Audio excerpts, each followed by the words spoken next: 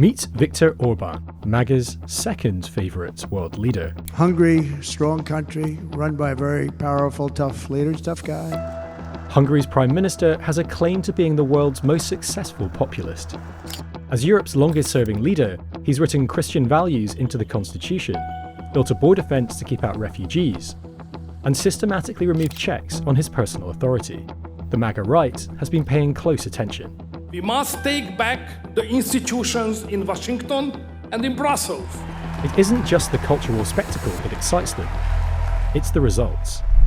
While other populists have struggled to translate electoral success into long-term power, Orban has dominated Hungary for 15 years, exploiting economic frustrations and fears over immigration and LGBT issues, while seizing near total control over its institutions.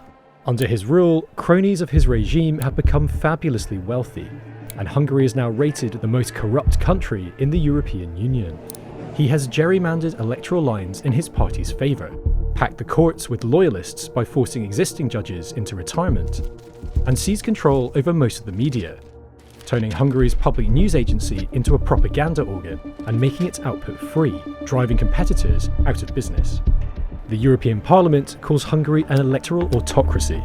For a faction of US conservatives, it's a model for how they could transform America. There are striking parallels between Orban's first term and Trump's second. Orban swept to power in 2010 on a wave of anger at the previous government's management of the economy.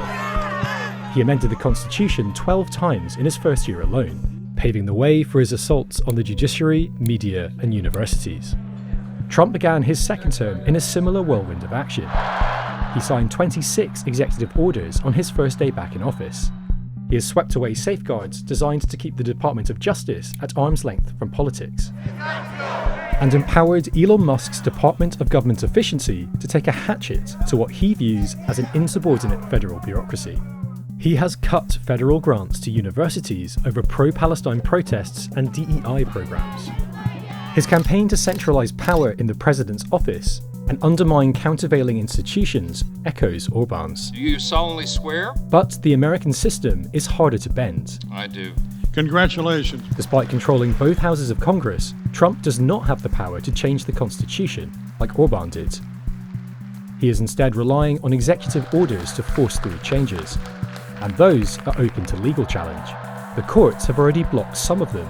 Even as Trump tests the limits of their authority, they are still a check on his power, for now at least.